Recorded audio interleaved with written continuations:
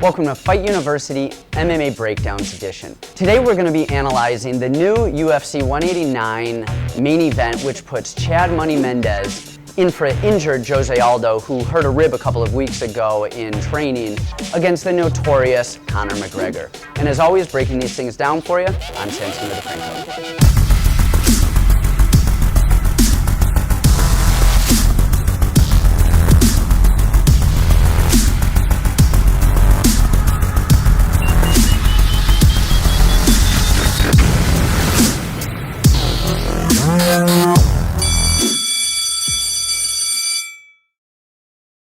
A couple of interesting facts before we get going about the individual details about each fighter and how they fight, what they're good at, what they're not good at, how they're going to win this fight, each of them possibly. There's a couple things. First of all, Conor McGregor was supposed to fight Jose Aldo up until about 2-3 weeks ago.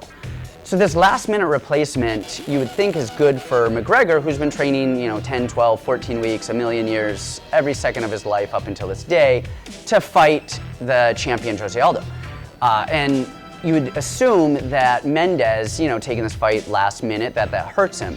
How is his cardio? How is his weight? Has he been training? These are a lot of things we don't know. What we do know is that McGregor was supposed to fight Aldo, a striker.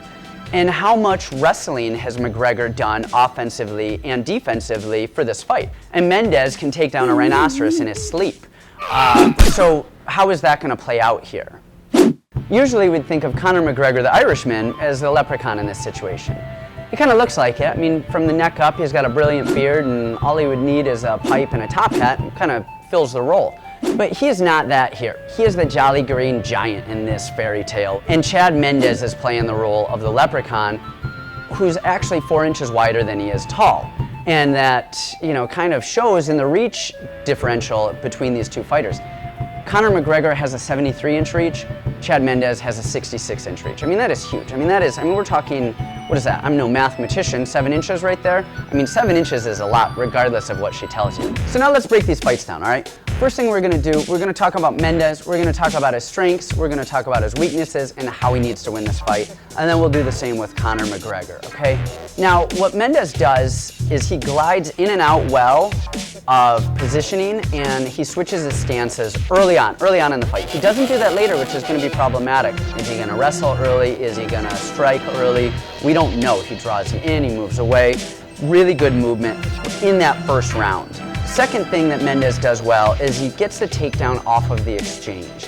He does that well off of knees. When Aldo threw knees in their second fight, Mendes knee picked him and got him to the ground. Wasn't able to keep him there, but it was work and it scored a little bit of points. The last thing that Mendes does really well, and this is actually, he needs to do a lot in this fight, is when he level changes and uses his wrestling to set up his strikes, it's fantastic.